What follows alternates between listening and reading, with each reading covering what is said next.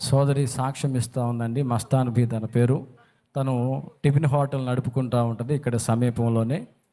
ఆ, నిన్నటి దినానట టిఫిన్ తనకు అట్లవి వేస్తూ ఉంది, టిఫిన్ సర్వ్ చేస్తూ ఉంది. చీర తనకు తెలియకుండానే అంటుకుందట గ్యాస్ స్టవ్కి. తను చూసుకోలేదు. చూసుకునేసరికి చాలా వరకు కాలిపోయింది. ఇక పెద్ద పెద్దగా కేక వేస్తూ ఉంది. దేవుని మహాకృప, దగ్గరలో ఒక పరిచారకురాలు అక్క ఉంటే వెళ్ళి ఆ గ్యాస్ తొందరగా ఆపేసి ప్రమాదం నుంచి తప్పించిందన్న. వాస్తవానికి చీర మొత్తం కాలిపోయింది చాలా మట్టుకు. దేవుడే నన్ను కాపాడి ఈరోజు సజీవ లెక్కలో నిలిపారని సోదరి సాక్ష్యం చెప్తా ఉంది. గట్టిగా చప్పట్లు కొడుతూ ప్రభుని మహిమపరుద్దాం. హల్లెలూయా, హల్లెలూయా. సహోదరి సాక్ష్యం ఇస్తుందండి. ఈమె పేరు కృపమ్మ, ఊరు దర్శి. వీరు తమ్ముడు పచ్చి తాగుబోతూ, కానీ ఈమె మాత్రం వాళ్ళ తమ్ముడు మాత్రం మారు మనసు పొందాలని ఎన్నో ప్రార్థన చేసింది. అయా ఒకసారి చర్చికి రాన కూడా బతులాన కూడా ఉపయోగం లేదు. కానీ మా దేవుడికి ఏం ప్రార్థన చేసిందంటే, ఏదో ఒక బలహీనత పెట్టయ్యా, నా తమ్ముడికి ఏదో ఒక బలహీనత పెట్టి ఆ బిడ్డను నువ్వు తీసుకొని రా. నేను మనుషులు చెప్తే ఉపయోగం లేదు, నీవు మాట్లాడు ఆ బిడ్డతో అని ఈ బిడ్డ మొరపెట్టుకుంది. కానీ దేవుడు ఒక చిన్న బలహీనత పెట్టి ఆ బిడ్డకి మారు మనసు పొంది మరి చక్కగా మరి మొన్న ఇటీవల బాప్తీసం కూడా తీసుకున్నాడన్న నా తమ్ముడు అని సాక్ష్యం చెప్తుంది. దీన్ని బట్టి దేవునికే మహిమ కలుగును గాక. చప్పట్లు కొట్టి దేవుని నామాన్ని మహిమపరుద్దాం. హల్లెలూయా. సహోదరి సాక్ష్యం ఇస్తుందండి. వాళ్ళ ఇంటికి పెయింట్ వేసేటప్పుడు ఆ సామానాన్ని తీస్తూ గ్యాస్ పైపు కూడా, గ్యాస్ సిలిండర్లు అవి కూడా తీశారు. అది ప్రమాదశాత్తు గ్యాస్ పైపు పగిలింది, హోల్ పడింది. అది గమనించుకోలేదు.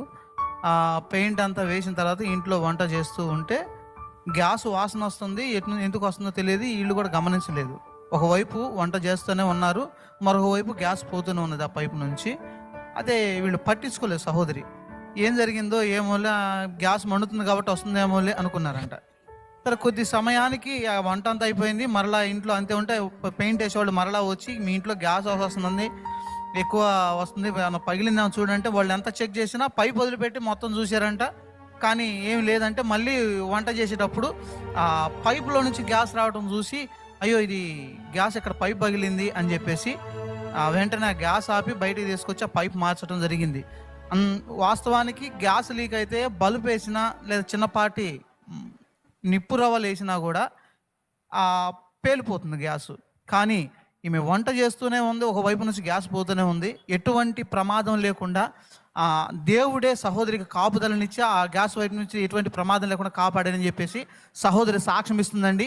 గొప్ప కార్యం చేసిన దేవుని స్తోత్రం చెల్లిద్దాం. హల్లెలూయా, హల్లెలూయా. అలాగే మరొక సహోదరి సాక్ష్యం ఇస్తుందండి.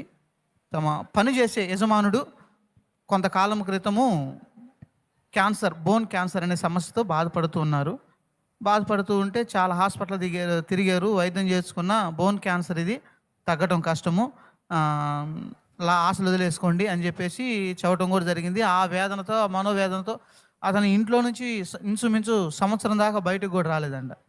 అయితే మా యజమానుడు బాగుండాలి ప్రభా, నేను పనికి వెళ్ళే యజమానుడు అతను ఆరోగ్యంగా ఉండాలి అని చెప్పేసి సహోదరి ప్రతిదినము మానక కన్నీరు విడిచి ప్రార్థన చేయటం మొదలుపెట్టింది. ఈ సహోదరి ప్రార్థన ఆలకించి తాను పనిచేసే యజమానుడు సంపూర్ణ ఆరోగ్యం ఇచ్చాడయ్యా, మళ్ళీ ఆయన ఆరోగ్యంతో వచ్చాడు, మరలా తన పని తాను చేసుకోవడానికి దేవుడు కృపనిచ్చాడని చెప్పేసి సహోదరి సాక్ష్యం ఇస్తుందండి. స్వస్థపరిచిన దేవుని స్తోత్రం చెల్లిద్దాం. హల్లెలూయా, హల్లెలూయా. సోదరి సాక్ష్యం చెప్తానండి. ఒకసారి ఆమె కాలు ఒకసారి గమనించండి. మరి ఆమె మామూలుగా పని చేసుకుంటా ఉందట. మంచానికి కాలు తగిలి ఒక చిన్న గాయమైంది. సరే ఎంతకే మానట్లేదు. హాస్పిటల్కి వెళ్ళిందట. హాస్పిటల్కి వెళ్ళి చూస్తే షుగరు 500 ఉందట. 500 షుగర్ ఉంది. ఆ కాలు తగ్గని పరిస్థితి. అప్పటికే చాలా ఫ్రాక్చర్ అయిపోయింది. 3 సర్జరీలు చేశారు ఆ కాలుకి. 3 సర్జరీలు చేసి మళ్ళా 4వసారి కూడా చేద్దాం, అయినా కూడా ఉపయోగం ఉండకపోవచ్చు, కాలు తీసేయాల్సి వచ్చిందని చెప్పారట. ఆమెకి దేవుడు తెలియదు, దేవుని మందిరం తెలియదు, ప్రార్థన తెలియదు. హాస్పిటల్లో ఒక తల్లి పరిచయం అయింది. అమ్మా నువ్వు యేసు ప్రభుని నమ్ముకో తల్లి, సన్నిధికి వెళ్ళు అని చెప్పి ఎవరో ఒక ఆమె చెప్పిందట. చక్కగా ఇక్కడికి వచ్చింది. ఇక్కడికి వచ్చిన తర్వాత కొన్నాళ్ళు అయిన తర్వాత ఆ మెడిసిన్ వాడుకుంటా ఉంది. మళ్ళీ డాక్టర్ల దగ్గరికి వెళ్ళింది. అప్పుడు చెప్పారు డాక్టర్లు, నీ దగ్గర ఒక చుక్క కూడా రక్తం లేదు, ఈ కాలు తీసేస్తేనే ఇక ఆ గాయం మానిపోయేదని చెప్పారట. దేవుని మహాకృప మెడిసిన్ వాడుకొని మరలా డాక్టర్ల దగ్గరికి వెళ్ళిన తర్వాత మరలా ఆపరేషన్తో పని లేకుండా కాలు బాగైపోయిందయ్యా, ఇప్పుడు నా అంతట నేనే దేవుని సన్నిధికి రాగలిగానని తల్లి సాక్ష్యం చెప్తా ఉంది. గట్టిగా చప్పట్లు కొడుతూ ప్రభుని మహింపరుద్దాం. హల్లెలూయా, ప్రైజ్ ది లార్డ్, హల్లెలూయా. హల్లెలూయా. సహోదరి సాక్ష్యం ఇస్తుంది. తను లావణ్య, తన పేరు ఇడుపులపాయ నుంచి వచ్చింది. ప్రతి వారం ఇక్కడికి వస్తుంది, ఆన్లైన్ బుధవారం. తన భర్త 20 సంవత్సరాల నుంచి తాగుడు బంధకాల్లో బానిసై ఉన్నాడు.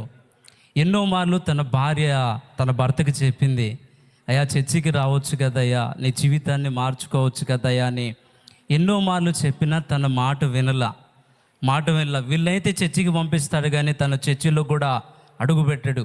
ఇక్కడ దాకా వస్తాడు కానీ చర్చిలోకి రాడు. ఒకరోజు ఆన్లైన్ ప్రేయర్కి వచ్చి ప్రార్థన చేసింది, దేవా నా భర్త మార్చబడాలి, తన జీవితం మార్పు చెందాలి ప్రభు అని గడిచిన ఆన్లైన్లో ప్రార్థన చేసుకుంది. తన ప్రార్థన దేవుడు ఆలకించాడు. త్రాగుడు బంధకాల నుంచి 20 సంవత్సరాల దాకా తాగేవాడు ఇప్పుడు ఆ తాగుడిని మానేసి దేవుని సన్నిధికి నడిపించబడుతున్నాడని సహోదరి సాక్ష్యం ఇస్తుంది. తన ప్రార్థన దేవుడు ఆలకించి తన జీవితంలో చేసిన కార్యాన్ని బట్టి దేవునికి మహిమ చెల్లిద్దాం. హల్లెలూయా.